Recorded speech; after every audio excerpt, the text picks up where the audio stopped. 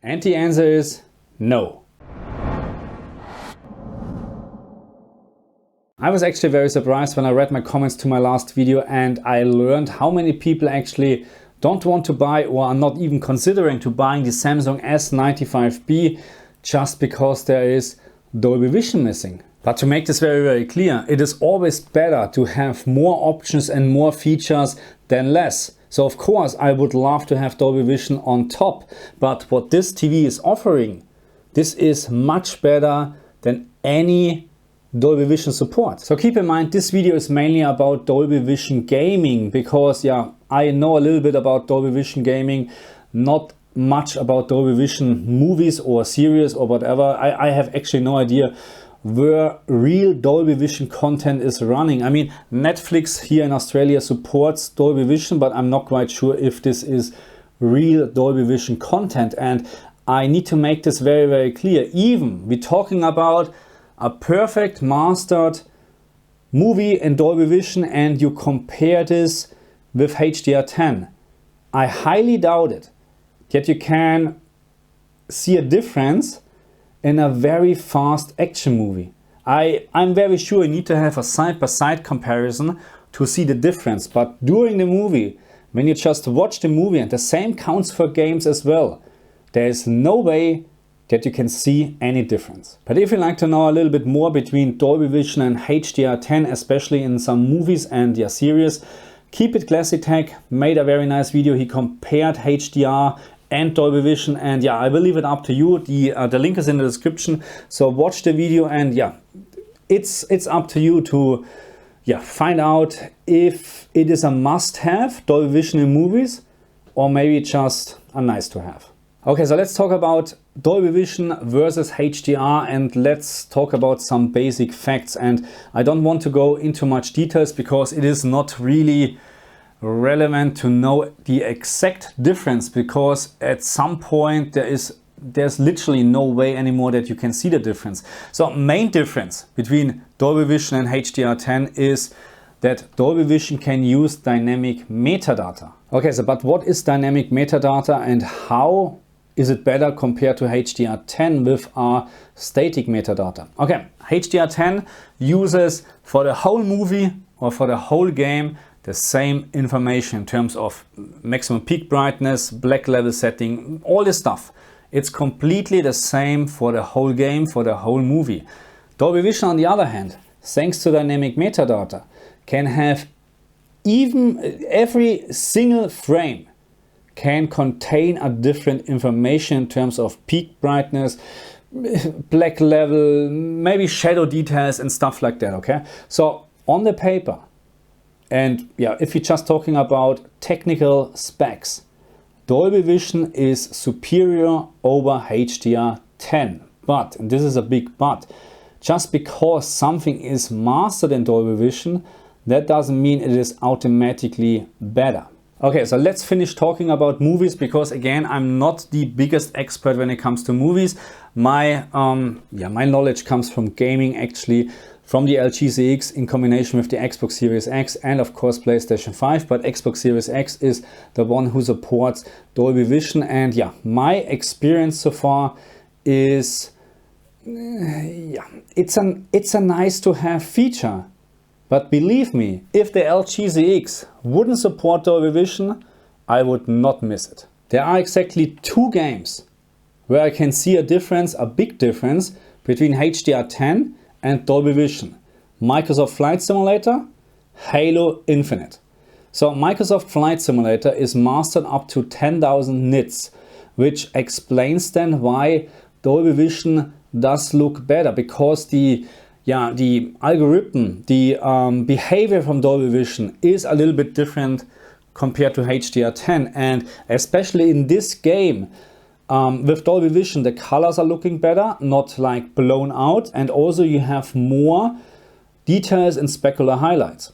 Okay, so but this is one of the games where I can see really a difference and where I would recommend to play in Dolby Vision if you have, if your TV supports this.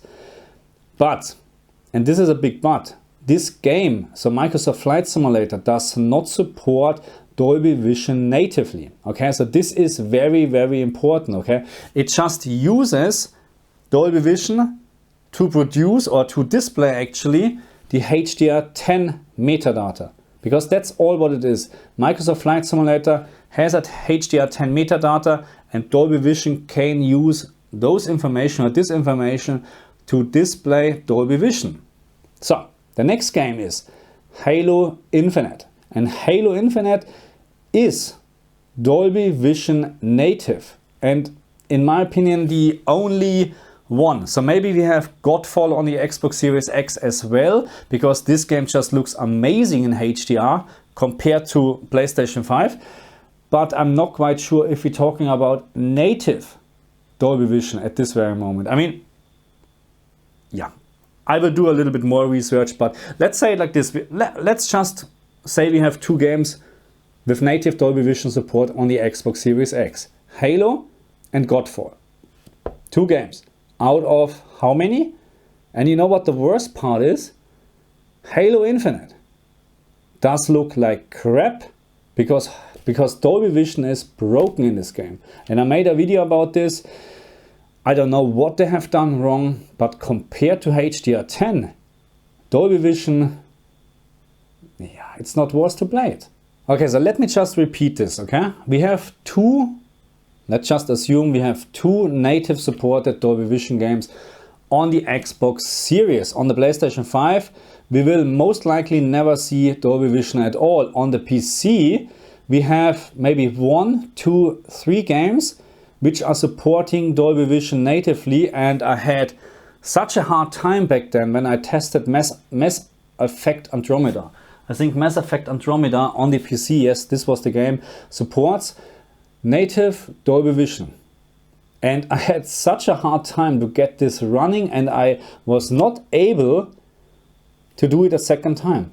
Not at all, because there is so much stuff what you have to do to set this up that it is not worth it, okay, to bother with things like this. Because if you like to play, you just like to play. You just like to start the game and that's it. And you don't want to download and set up your computer for hours and hours, okay? I mean, that's at least where I'm at the moment, okay? Because I'm too old for this, okay, right now. I don't want to get bothered anymore. I just like to start something like a movie or a game, and then I like to start playing, okay? So I don't have time anymore for doing all these settings. Anyway, you can see that in terms of native support, Dolby Vision, and this is the whole thing, native support of games, there's almost zero. And I can't see that there are more coming in the future. And before I come to the end from this video, I like to repeat myself again. We have just two, maybe just one, but two native supported games on the Xbox Series X for Dolby Vision. And one of the game is broken in Dolby Vision, and I made a video about this. The maximum peak brightness in Dolby Vision is limited up to 400 candela, and compared to HDR10, it just doesn't look good. Okay, so there's no recommendation that you should play Halo Infinite in Dolby Vision. No way. Okay, so, and the next thing is, and that's my conclusion now. The LG CX is a great TV, but compared to the Samsung S95B, and again, I haven't seen it in live or in real, but what I have seen so far, and I'm a number guy, okay? I love numbers, and I know what numbers means when we're talking about BT 2020, how much color volume the new TV has, and 90%, whatever, blah, blah, blah. I know what those numbers mean. And therefore, I know exactly that my LG CX has in HDR gaming no chance anymore. Even the Samsung S95 has tone mapping in HGiG, which I don't understand, but that's how Samsung is doing it. I need to see this, of course, with my own eyes. But in terms of the technical specification from the Samsung S95, there is no way that Dolby Vision can do any better, because the TV is limited. The LG CX or even the G2 is limited in the capabilities. Even with Dolby Vision, there's no, that's it. Dolby Vision doesn't make the TV better, okay? It would make the Samsung S95B better because of the wider gamut and the higher peak brightness. Dolby Vision is actually would be a nice actually extra feature for the Samsung, but that's how it is. Samsung doesn't offer Dolby Vision for the S95B. But, and this is also to consider, the Sony A95K will have Dolby Vision on board. But, and this again a but, you pay much more for the Sony, and I'm not quite sure if it is worth the money. So not because of, full stop here, not for Dolby Vision, okay? Even you have Dolby Vision on the Sony and they're asking $1,000 more, this is not what I would pay just for Dolby Vision. If we're talking about that the Sony is much better in terms of, or much better, a little bit better in picture quality, maybe better motion, maybe let's say the calibration tools are a little bit better on a Sony. Let's say Sony doesn't have tone mapping in HGiG, then yes, then I would consider to pay $1,000 or $1,500 more. But not because of Dolby Vision, for sure not. Not right now. I may be wrong in a year or 2 years, but right now, no way. And believe me, we have Dolby Vision since a long time in movies, okay? We have this already very long time, and I just like to remember you on something, because Dolby Vision and gaming, of course, it is not that old. I fully understand and I agree with you. It is, I wouldn't say new, because we have this already since a couple of, maybe a year now. But how long do we have actually HGiG support on the TVs? And this started with the PlayStation 4, by the way. I'm just like to remember you. HGiG support started with PlayStation 4. How many games are out there who are supporting actually HGiG? And this is again wrong, because not a single game supports HGiG. But let me rephrase this. How many games do you know where you can use the PlayStation 5 calibration menu, HDR calibration menu, or the Xbox calibration menu, and yeah, you can set up HDR through those menus? How many do you have? We have much more on the PlayStation. Yes, I agree. Ratchet and Clank, Ghost of Tsushima, those games supporting the HDR calibration menu, but they are very, very minor compared to the rest of the games. In most of the games, in 95, 96, 97% of the games, you have sliders in the game where you set up the maximum peak brightness, and this is not really HGiG support. I mean, don't get me wrong again, you can use HGiG or dynamic tone mapping on, absolutely up to you, and it depends on the game what looks better. But the fact that we have this option since the PlayStation 4, and I'm not quite sure when the update was, but it is already old, okay? And then on the other hand, we have almost no games what are supporting this menu. Not even AAA games. Horizon Forbidden West does not support the PlayStation 5 calibration menu. And that's a AAA game.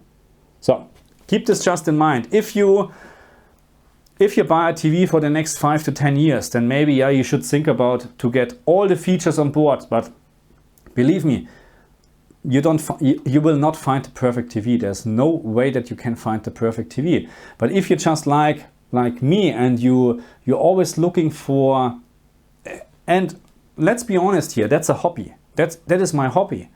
Okay, I have no problem to buy a new TV if I can afford it. And again, I like to make this very clear. I'm not selling my LG CX, okay? I will do a lot of side-by-side comparison, and also I will do HDR settings for the LG in the future. But this is a hobby for me, and maybe for many people as well. I like to have now the best. Not in 6 months, not in a year, and I don't care what TV comes out next year. I couldn't care less. Because first of all, you don't know it. And second of all, you can't change it anyway. The S95B can be absolutely obsolete next year, because maybe, I don't know, LG brings out their QD, whatever you call this OLED TV panel.